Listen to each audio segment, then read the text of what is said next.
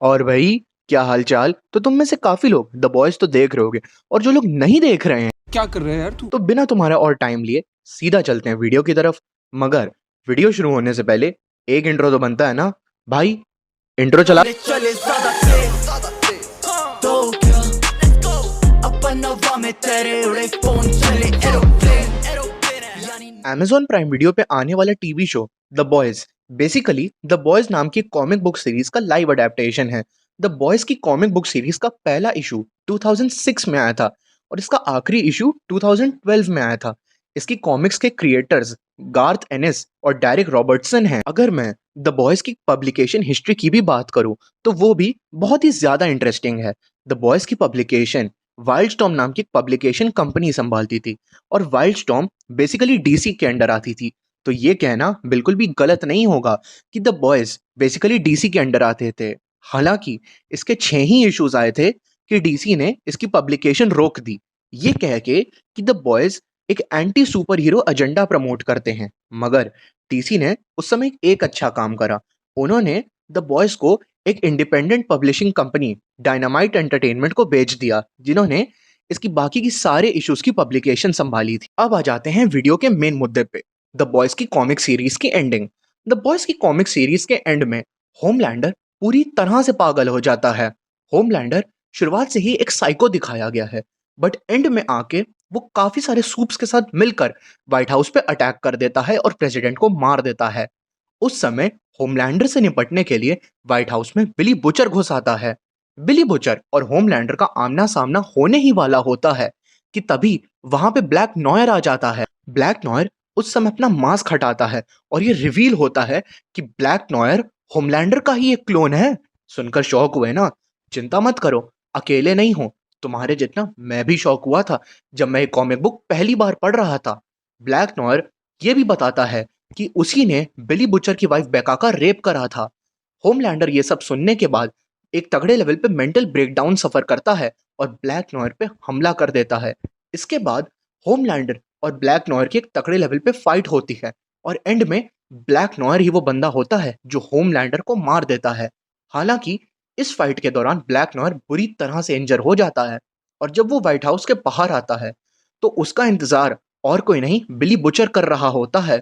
Billy Butcher अपना iconic crowbar black noir की आई socket में डालता है और लिटरली उसका ब्रेन उखाड़ देता है और ब्लैक नॉयर की आंखों के आगे उसका ब्रेन मसल देता है। बिली बुचर ये एक्सपेक्ट कर रहा था कि अपने वाइफ के रेपिस्ट को मारने के बाद उसे एक अच्छी फीलिंग आएगी, बट ऐसा नहीं हुआ। वो पहले से भी ज्यादा ब्रोकन फील कर रहा था और उसने ये डिसीजन लिया कि अब वो दुनिया के हर उस बंदे को मार देगा जिसके ब्लड में थोड़ा सा भी कंपाउंड वी है। उसने साइंटिस्ट वोगल बॉम्ब को फोर्स करा और एक ऐसा डिवाइस बनवाया जिसको एक्टिवेट करके वो दुनिया के हर उस बंदे को मार देगा जिसके ब्लड में थोड़ा सा भी कंपाउंड वी है। बिली बुचर की खुद की टीम उसके इस डिसीजन के अगेंस्ट थी। इस वजह से बिली बुचर और उसकी टीम में लड़ाई हो गई।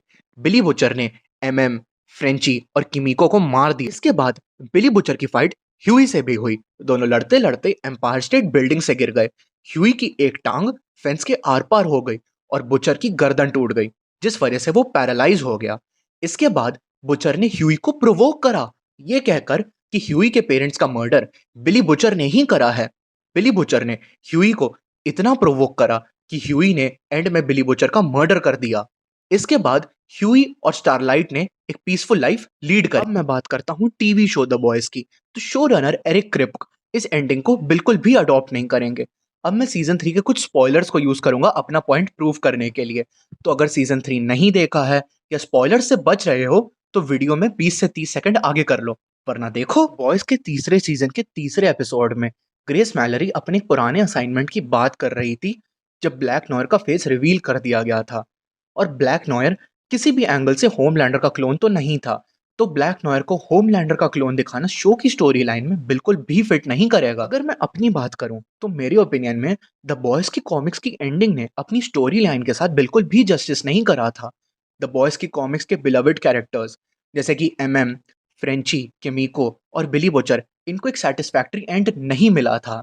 और शो राइटर्स अगर टीवी शो को भी ऐसी एक एंडिंग देंगे तो मैं ये बात गारंटी के साथ कह सकता हूँ कि काफी सारे फैंस डिसअपॉइंट हो जाएंगे। मगर शो को ऐसी सिमिलर एंडिंग मिलने के भी काफी कम चांस हैं।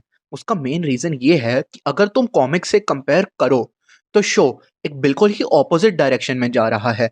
जैसे कॉमिक्स के शुरुआत के ही कुछ इश्यूज़ में बिली बुचर और उसकी टीम कंपाउंड भी ले लेते हैं, बट शो में सीज़न 3 में आकर बिली बुचर और ह्यूई टेम्प फी नाम का एक कंपाउंड लेते हैं, जो उन्हें सुपर पावर्स तो देता है, लेकिन सिर्फ 1 दिन के लिए। तो अब वीडियो को यहीं पे रैप अप करते हैं।